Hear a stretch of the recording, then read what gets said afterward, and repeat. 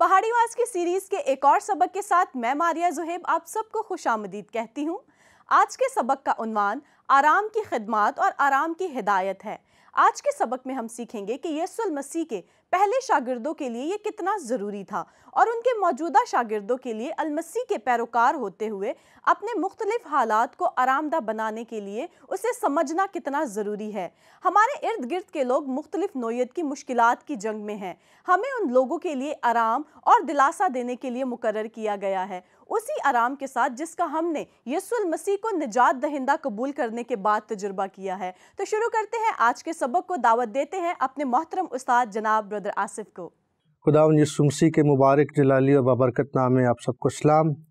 ایک بار پھر آپ کا خادم آصف نسیم حاضر ہے، ایک نیا ایپیسوڈ لے کر ہم آپ کی خدمت میں حاضر ہوئے ہیں، اور جیسا کہ آپ جانتے ہی ہیں کہ ہم پہاڑی واز کا مطالعہ کر رہے ہیں، اور ہم نے گزشتہ جو پروگرامز کیے ہیں ان کے اندر ہم نے سیکھا کہ مسیح یسوع اپنی تعلیم میں کیا سچائی ہے جو ہمیں سکھانا چاہتے ہیں، اس سارے واز کے پیچھے کیا مقاصد ہیں جو چھپے ہوئے ہیں، اور اس کے سارے سیاق و سباق پر ہم نے غور کیا۔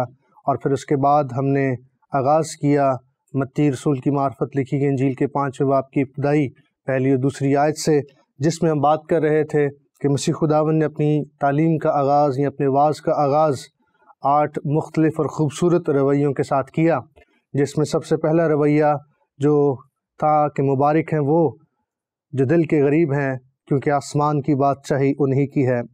اس رویے پر ہم غور کر رہے تھے اور ہم نے جانا اور ہم نے سیکھا کہ اس سے مراد ایسا شخص جو اپنی شخصیت کے اندر کسی بات پر فخر نہ کرتا ہو، اس کی شخصیت کے اندر، اس کی روح کے اندر کوئی ایسی بات نہ ہو جس پر وہ بھروسہ کر کے، تکیہ کر کے، انحصار کر کے تو آسمان کی بادشاہت کا وارث بن سکتا ہو، بلکہ اپنی زندگی میں خدا پر بھروسہ کرنا اور خدا کو اول درجہ دینا اور خدا کی مرضی کو بجا لانا، یہ پہلا سٹیپ تھا، پہلا رویہ تھا، جس میں سے ہم نے سیکھا کہ کس طرح سے پطرس رسول کو خدا نے اس ساری سچائی کو سمجھایا، سکھایا، اور پھر اس کے بعد حضرت موسیٰ کی زندگی سے ہم نے سیکھا کہ کس طرح سے خدا نے اس کو سکھایا کہ تو اپنے زور پر نہیں بلکہ مجھ پر بھروسہ کر کے مجھ سے تقویت پا کر تو قوم کو، بنی اسرائیل کو ملک مصر سے نکال سکتا ہے اور میرے جلال کا سبب بن سکتا ہے۔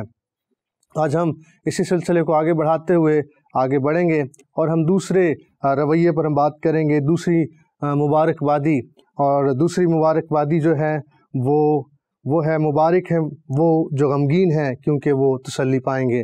متی رسول کی معرفت لکھی گئی انجیل اس کا 5واں باب اور اس کی 4تھی آیت۔ آج ہم اس رویے پر غور کریں گے، مبارک ہیں وہ جو غمگین ہیں، اس سے کیا مراد ہے؟ اور یہ وہ رویہ ہے جو دوسرا رویہ ہے۔ مختلف حالات میں اس کا مطلب مختلف ہو سکتا ہے۔ غمگین سے مراد غم، رنج، افسردہ اور دکھ، عام اس کا یہی مفہوم اور معنی، یہ متبادل الفاظ ہم استعمال کرتے ہیں۔ جب خداوند مسیح اپنے شاگردوں کو پہاڑ پر لے جاتے ہیں تو اس سارے سیاق و سباق میں ہم یہ سیکھتے ہیں کہ جو شاگرد مسیح کے ساتھ ہیں، مسیح خداوند انہیں تیار کر رہے ہیں کہ جو بھیڑ ان کے سامنے ہے وہ مختلف مسائل سے دوچار ہے اور مختلف پریشانیاں ہیں جن سے وہ نبردہ زماں ہو رہی ہے، اور ان کو تاریکی کی قوتوں نے، بدروحوں نے، تنگ دستی نے اور اس وقت کے حکمرانوں نے، رومی حکومت نے ان کو مختلف طرح سے دبا رکھا ہے، جس کے سبب سے وہ پریشان ہیں، غمگین ہیں، افسردہ ہیں، مایوس ہیں، نا امید ہیں۔ وہ اقتصادی طور پر بھی پریشان ہیں، وہ معاشرتی طور پر بھی پریشان ہیں، وہ معاشی طور پر بھی پریشان ہیں، اور دکھ کا اور رنج کا جو ہے ان کو سامنا ہے۔ اور دوسری طرف ابلیس جو ہے وہ بھی انہیں کچل رہا ہے، دبا رہا ہے، وہ اپنی ہی سرزمین پر رہتے ہوئے غلاموں کی حیثیت سے زندگی بسر کر رہے ہیں، اور سارے حالات سے خداوند یسوع مسیح اپنے شاگردوں کو انہیں تسلی دیتے ہوئے ان کو تسلی کا باعث بنانے کے لیے تیار کر رہے ہیں کہ کس طرح مبارک ہیں وہ جو غمگین ہیں کیونکہ وہ تسلی پائیں گے۔ تو مسیح خداوند اس بھیڑ کو دیکھتے ہیں، ان پر انہیں तरस आता है, और इसी सबब से मसीह खुदावंद शागिर्दों को ये पैगाम दे रहे हैं और उस भीड़ को ये पैगाम दे रहे हैं, और उस भीड़ के लिए शागिर्दों को इस बात के लिए तैयार कर रहे हैं कैसे वो उनके गम में उनके लिए तसल्ली का और तशफ़ी का और इत्मीनान का, खुशी का वो बायस बन सकते हैं। जब हम गमगीन होने के ताल्लुक़ से गौर करते हैं तो हम इसकी वजह को भी थोड़ा दरियाफ्त करते हैं कि गम कैसे आ गया, क्या सबब है गमगीनी का। क्योंकि जब हम इब्तिदा पर नज़र डालते हैं, पैदाइश की किताब पर नज़र डालते हैं, तो हम देखते हैं कि गम का कोई तसव्वुर नहीं था, रंज का कोई तसव्वुर नहीं था, दुख का कोई नामो निशान नहीं था। वहाँ खुदा की हजूरी थी, वहाँ खुशी थी, वहाँ शादमानी थी, वहाँ इत्मीनान था, वहाँ सुकून था, वहाँ ज़िंदगी थी। और फिर उसके बाद हम देखते हैं कि किस तरह से वहाँ पर जब आदम अव्वल ने गुनाह किया, हवा ने जब गुनाह किया, खुदा की नाफरमानी की, तो गुनाह करने के सबब से वहाँ गम आया, दुख आया, पछतावा आया और मायूसी आई, नाउमीदी आई, रोना आया, आंसू आए। और वहाँ पर हम देखते हैं कि नंग आया, उन्होंने अपने आप को जाना कि हम नंगे हैं। वहाँ खुदा से जुदाई आई और वहाँ पर उन्होंने देखा कि हम खुदा से दूर हो गए हैं। और फिर सज़ा आई, सज़ा के नतीजे में आंसू आए, पछतावा आया, और फिर उसके बाद वहाँ पर मौत आई। और खुदा ने कहा, चूँकि सांप को भी सज़ा दी, हवा को भी सज़ा दी और आदम को भी सज़ा दी। आदम को कहा कि अब तू मुशक्क़त की रोटी खाएगा। तो जहाँ दुख आया, रंज आया, परेशानी आई और आंसू आए, पछतावा आया, मुशक्क़त आई, दर्द आया, मौत आई, वहाँ पर खुदा ने ये नवीद भी दी, ये खुशखबरी भी दी, और सांप को सज़ा देते हुए खुदा ने ये कलाम किया कि तीसरे बाप में कि मैं तेरी और औरत की नस्ल के दरमियान अदावत डालूँगा और तू उसकी एड़ी पर काटेगा और वो तेरे सर को कुचलेगा।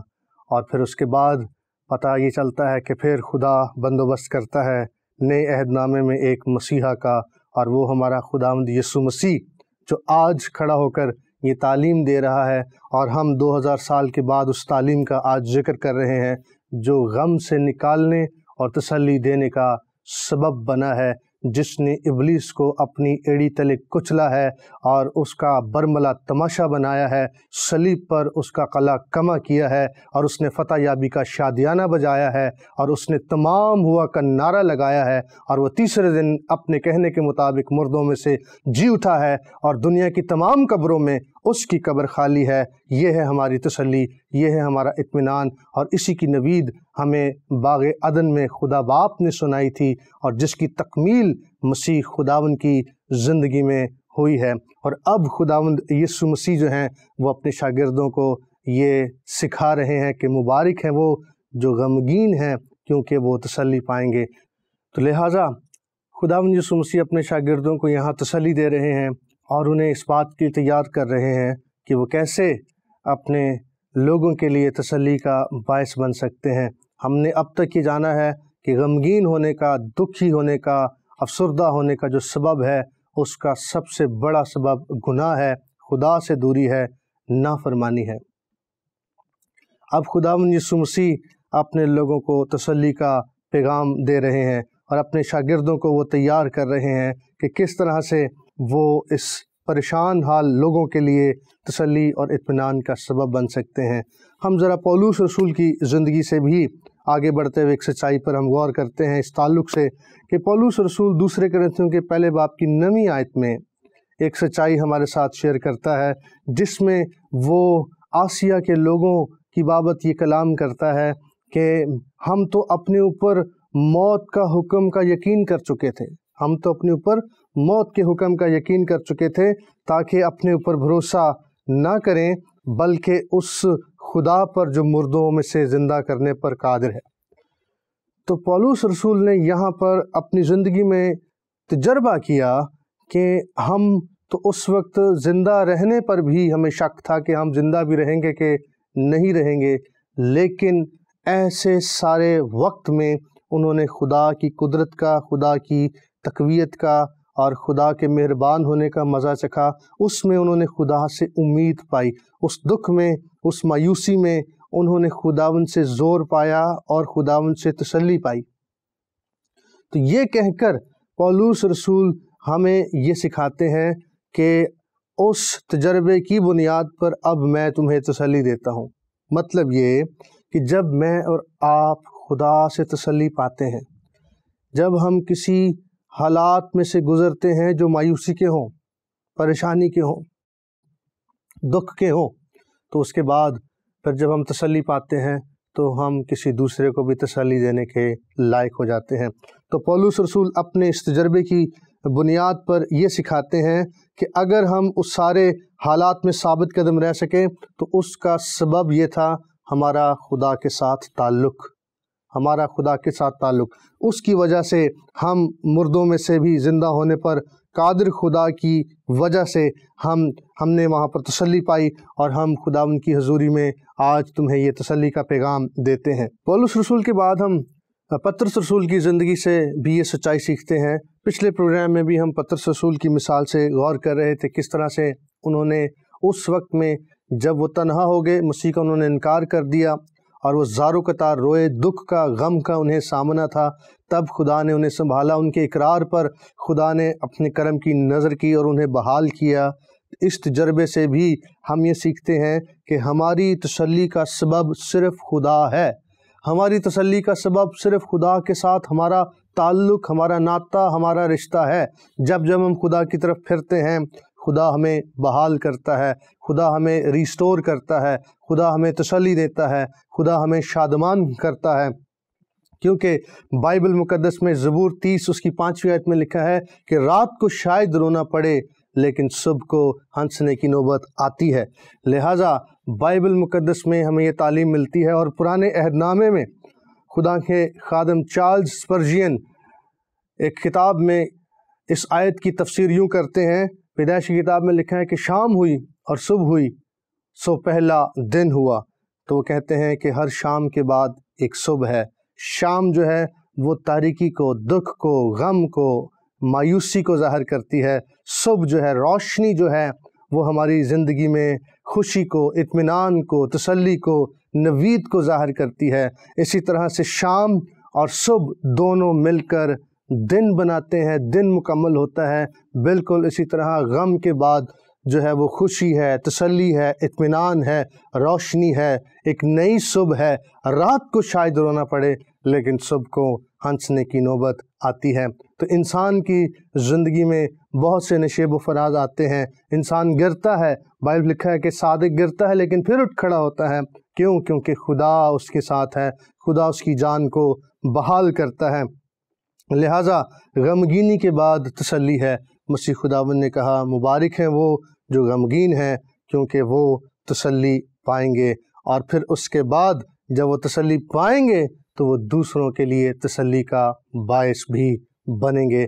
جب ہم کسی تجربے سے گزرتے ہیں تب ہی ہم کسی کے لیے تسلی، اطمینان، نصیحت، شادمانی یا اصلاح کا سبب بنتے ہیں۔ اور اس کے علاوہ اگلی بات ہم جب اس پر غور کرتے ہیں تو یہ پیغام جو ہے، غمگینی کا پیغام جو ہے، یہ ہمیں اور بھی بہت کچھ سکھاتا ہے۔ حضرت سلیمان وائس 7ویں باب کی 2 آیت میں فرماتے ہیں کہ ماتم کے گھر میں جانا، ماتم کے گھر میں جانا ضیافت کے گھر میں داخل ہونے سے بہتر ہے۔ اور شاید آپ نے بھی بہت سے افسوس کے مقام پر، جنازوں پر اس آیت پر غور کیا ہو، کلام سنا ہو، تو حضرت سلیمان جو دنیا کا دنا ترین بادشاہ گزرا ہے، اس نے یہ کلام کیا کہ ماتم کے گھر میں جانا ضیافت کے گھر میں داخل ہونے سے بہتر ہے۔ جب ہم غمگین ہوتے ہیں، جب ہم دکھ میں ہوتے ہیں، تب ہم اپنے اوپر غور کرتے ہیں، اور ضیافت کے مقام پر، خوشی کے مقام پر ہم کبھی بھی اپنی زندگی پر یا اپنی عاقبت پر ہم غور نہیں کرتے ہیں۔ تو حضرت سلیمان بادشاہ کا یہ تجزیہ ہے، ان کا یہ خیال ہے، ان کا یہ تجربہ ہے، ان کے پاس یہ حکمت کی دانائی ہے کہ جب ہم افسردہ ہوتے ہیں، جب ہم غمگین ہوتے ہیں، تب ہی، اور آگے وہ کہتے ہیں کہ غمگینی ہنسی سے بہتر ہے، کیونکہ غم سے دل سدھر جاتا ہے۔ تو اس کا مطلب یہ ہوا کہ غم جو ہے اس میں انسان اپنے آپ پر، اپنی زندگی پر، اپنی ناکامیوں پر، اپنی کمزوریوں پر، اپنی کمائیوں پر وہ غور کرتا ہے، اور اس کے سبب سے پھر وہ کوئی ڈائریکشن پاتا ہے، اس کا دل سدھرتا ہے، اس کا تعلق خدا کے ساتھ بحال ہوتا ہے۔ خوشی میں کبھی بھی کوئی شخص اپنے آپ پر، اپنی زندگی پر، اپنی عاقبت پر غور نہیں کرتا ہے۔ اس لیے حضرت سلیمان فرماتے ہیں کہ جب ہم غمگین ہوتے ہیں تو تب ہم اپنی زندگی پر غور کرتے ہیں۔ یہاں سے ہم اگلی سچائی یہ سیکھتے ہیں کہ جب ہم غمگین ہوتے ہیں تو ہماری اقدار، ہماری ویلیوز جو ہیں وہ خدا کی اقدار کے ساتھ مطابقت کھاتی ہیں، مطابقت پاتی ہیں۔ اس سے میری کیا مراد ہے؟ اس سے میری مراد ہے کہ انسان جو ہے وہ صرف ظاہر پر نگاہ کرتا ہے، لیکن خدا باطن پر نگاہ کرتا ہے۔ ایک مثال دے کر میں سچائی سمجھانے کی کوشش کروں گا۔ آپ کو یاد ہوگا کہ جب سموئیل نبی کو خدا نے کہا کہ تو یسی کے پاس جا اور اس کا بیٹا ہے اسے تو بادشاہت کے لیے مقرر کر دے، تو یسی نے اپنے سب سے جو نوجوان بڑے بیٹے تھے، خوش شکل تھے، ان کو پہلے بلایا، اور ایک ایک کر کے سب سموئیل کے سامنے سے گزرے، اور سموئیل نے نگاہ کی اور سمجھا کہ شاید یہ دراز قد ہے، اس کی جان اچھی ہے، طاقت اچھی ہے، اور یہ خوبصورت ہے، تو یہی جو ہے یہ بادشاہ ہوگا۔ لیکن خدا نے سموئیل کو وہاں یہ سچائی سکھائی کہ انسان تو ظاہر پر نگاہ کرتا ہے، لیکن میں باطن پر، دل پر نگاہ کرتا ہوں۔ اور جب آخری بیٹا رہ گیا تو سموئیل نے پوچھا کہ کیا تیرے یہی سب بیٹے تھے، کوئی اور نہیں؟ تو جو یسی ہے اس نے بھی یہی جواب دیا کہ ہاں ایک بیٹا ہے وہ، لیکن وہ تو بھیڑ بکریاں چراتا ہے، وہ تو ایسے ہی ہے۔ ان کی نگاہ میں وہ کوئی اہمیت کا حامل نہیں تھا، لیکن خدا نے اسی کو چن رکھا تھا۔ تو جب ہم جو ہے غمگین ہوتے ہیں تب ہم اپنے باطن میں جھانکتے ہیں، ہم اپنے آپ پر غور کرتے ہیں، اور یوں پھر ہماری اقدار، ہماری ویلیوز جو ہیں وہ خدا کی ویلیوز کے ساتھ، خدا کے اقدار کے ساتھ جو ہیں وہ مطابقت کھاتی ہیں۔ خدا ابدیت کے بارے میں سوچتا ہے، اور ہم جو ہے وہ اس زندگی کے بارے میں سوچتے ہیں، اور ہم عارضی چیزوں کے پیچھے دوڑتے ہیں۔ خدا ہماری عاقبت کی فکر کرتا ہے۔ ہم جسمانی چیزوں کے بارے میں سوچتے ہیں، ان کی ضروریات کو پورا کرنے کے لیے اپنی زندگی بسر کرتے ہیں، یہاں تک کہ اسے داؤ پر لگا دیتے ہیں۔ لیکن خدا روحانی برکات دینے میں پیش قدمی کرتا ہے، اور وہ مجھے اور آپ کو چاہتا ہے کہ ہم جسمانی طور پر بھی اور روحانی طور پر بھی خدا سے برکت پائیں۔ تو اس اعتبار سے پھر ہماری جو ویلیوز ہیں، ہماری جو اقدار ہیں، وہ خدا کی اقدار کے ساتھ ایک ہوتی ہیں، مطابقت پاتی ہیں جب ہم غمگین ہوتے ہیں۔ اور یہ سب کچھ ہم ضیافت میں نہیں سوچ سکتے ہیں، یہ سب کچھ ہم خوشی کے موقع پر نہیں سوچ سکتے ہیں، یہ ہم غم کے موقع پر سوچ سکتے ہیں۔ اگلی بات جو میں یہاں سے شیئر کرنا چاہتا ہوں یہ ہے کہ ایوب کی زندگی سے بھی ہم ایک سچائی سیکھتے ہیں جب انہیں دکھ کا، رنج کا اور غم کا تجربہ ہوا۔ اور 3 باتیں حضرت ایوب کی زندگی سے ہم سیکھتے ہیں، 3 مراحل ہیں جن میں سے وہ گزرے، اور غم کے اس سارے مراحل میں سے گزرتے ہوئے انہوں نے 3 چیزیں جو ہے وہ ہمیں بھی سکھائی ہیں، خدا کے کلام میں سے ہمیں ملتی ہیں۔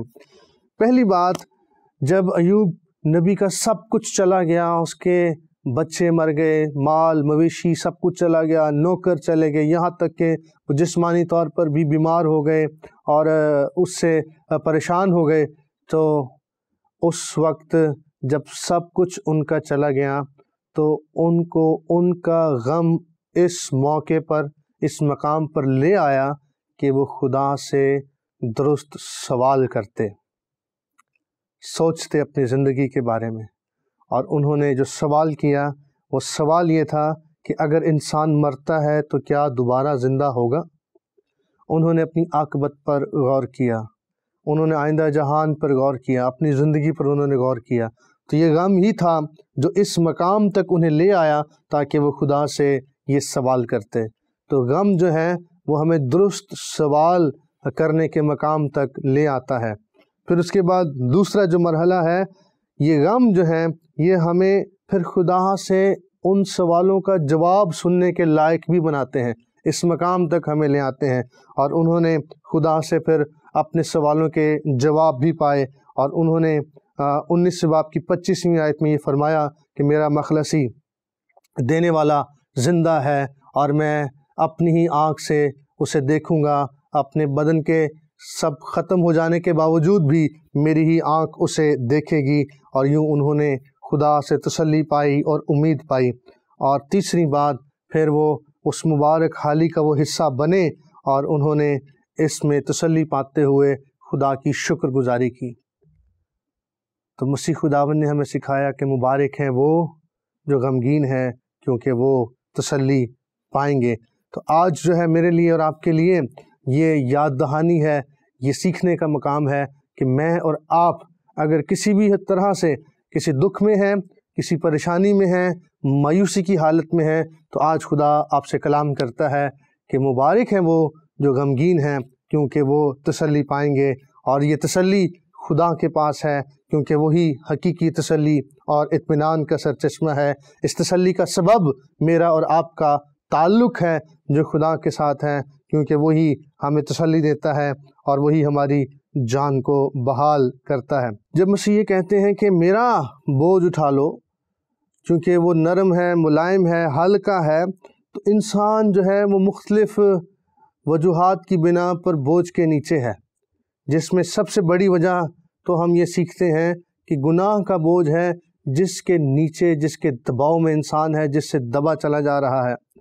اور پھر اس کے بعد شریعت کا بھی بوجھ تھا، جس سے خداوند مسیح نے آزاد کروایا ہے۔ گناہ کے بوجھ سے مسیح نے ہمیں آزاد کروایا ہے۔ پھر اس وقت کو اور آج کو بھی ہم دیکھیں تو رسم و رواج کا ایک بڑا بوجھ ہے جو انسان کی گردنوں پر ہے۔ اس جوئے سے بھی مسیح خداوند نے اس وقت کے لوگوں کو فقیوں فریسیوں کے رسم و رواج سے آزاد کروایا ہے۔ اور پھر مسیح کا جو جوا ہے، مسیح کی جو تعلیم ہے وہ ملائم ہے، اور وہ تعلیم جو ہے وہ باپ کی مرضی کو بجا لانا ہے۔ اور آج جب ہم اس تعلیم پر غور کرتے ہیں تو ہماری جانیں آرام پاتی ہیں، ہم تسلی پاتے ہیں، اور ہم خدا کی حضوری میں برکت پاتے ہیں۔ مبارک ہیں وہ جو حلیم ہیں، کیونکہ وہ زمین کے وارث ہوں گے۔ خدا کی صورت پر تھا، لیکن خدا کے برابر ہونے کو قبضہ میں رکھنے کی چیز نہ سمجھا، بلکہ اپنے آپ کو خالی کر دیا، پست کر دیا، انسانوں کے مشابہ ہو گیا، اور یہاں تک پست کر دیا کہ اس نے موت، بلکہ صلیبی موت گوارا کی۔ اور پھر اس کے بعد لکھا ہے اس واسطے خدا نے اسے وہ نام بخشا جو سب ناموں سے اعلیٰ اور افضل نام ہے، اور اسے بہت سربلند کیا۔ تو اس سے پیشتر کہ مسیح خداوند کو سرفراز کیا جائے، سربلند کیا جائے، اور اسے اختیار دیا جائے، اسے وارث ٹھہرایا جائے، اس سے پہلے فروتنی ہے، اس سے پہلے پستی ہے، اس سے پہلے اپنے آپ کو خالی کرنا ہے، انسانوں کے مشابہ کر دینا ہے۔ تو حلیم ہونے کا تعلق وارث ہونے کے ساتھ ہے۔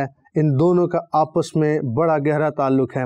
سرفرازی اس وقت تک نہیں آتی جب تک میں اور آپ حلیم نہیں ہوتے ہیں، عاجز نہیں ہوتے ہیں، جھکتے نہیں ہیں، تب تک اقبال مندی نہیں آتی، کیونکہ امثال کی کتاب میں سلیمان بادشاہ کہتے ہیں کہ سرفرازی سے پہلے فروتنی ہے۔ اس لیے مجھے اور آپ کو اس سچائی پر غور کرنا ہے کہ کس طرح سے میں نے اور آپ نے اس رویے کو اپنانا ہے تاکہ ہم آسمان کی بادشاہت کے وارث بنیں۔ اور جب ہم حلیم ہوتے ہیں تو ہم مسیح کے ساتھ ہم میراث ہوتے ہیں، اور ہم اس کے ساتھ مشابہت پیدا کرتے ہیں، اور یوں ہم آسمان کی بادشاہت کے وارث ٹھہرائے جاتے ہیں۔ اور میں اور آپ آج اپنی زندگی پر غور کریں ان دونوں رویوں کو لے کر، جہاں جہاں ہم سمجھتے ہیں کہ ہمیں حلیم ہونے کی ضرورت ہے، ہمیں فروتن ہونے کی ضرورت ہے، کون سی ایسی بات ہے جو ہماری زندگی میں ہے اور جس کو مجھے اور آپ کو ترک کرنے کی ضرورت ہے تاکہ ہماری مشابہت مسیح کے ساتھ ہو۔ ہم اس رویے کو سیکھیں، اور ہم خداوند یسوع مسیح کی اس رویے کو سیکھتے ہوئے میں اور آپ اپنی زندگی اس کی مرضی کے مطابق اور باپ کی مرضی کے مطابق گزار سکیں، تاکہ ہمارے وسیلے سے بہت سے لوگ برکت پائیں۔ میں ایمان رکھتا ہوں کہ آج کی ساری گفتگو سے، ساری تعلیم سے آپ نے ضرور برکت پائی ہوگی، اور اس وقت میں آپ سے اجازت چاہتا ہوں۔ خداوند نے چاہا تو پھر ہماری ملاقات ہوگی۔ خدا حافظ۔ بہت شکریہ سر آپ کا۔ دوستو، ہم امید رکھتے ہیں کہ یہ اسباق آپ کے علم میں اور حوصلہ بڑھانے میں مددگار ثابت ہوں گے۔ ہم خدا سے دعا کرتے ہیں کہ خداوند کی برکات آپ پر اور آپ کے سارے گھرانے پر ہو، اور آپ یسوع المسیح کے سچے پیروکار کے طور پر اپنی زندگی کو بسر کریں۔ خداوند آپ سب کے ساتھ ہو۔ آج کے سبق کا سوال نمبر 1، دوسری مبارکبادی میں کس رویے کا ذکر کیا گیا ہے؟ سوال نمبر 2، خدا کیوں دل کے غمگین لوگوں کو پسند کرتا ہے؟ سوال نمبر 3، حضرت ایوب نے کون سا درست سوال پوچھا؟ سوال نمبر 4، حضرت ایوب کی کتاب کے 19ویں باب کی 25 تا 27 آیات میں کیا جواب لکھا ہے؟ سوال نمبر 5، تیسری مبارکبادی کون سی ہے؟ متی 5 سے 7 ابواب تک پڑھ کر ہمیں جواب دیں۔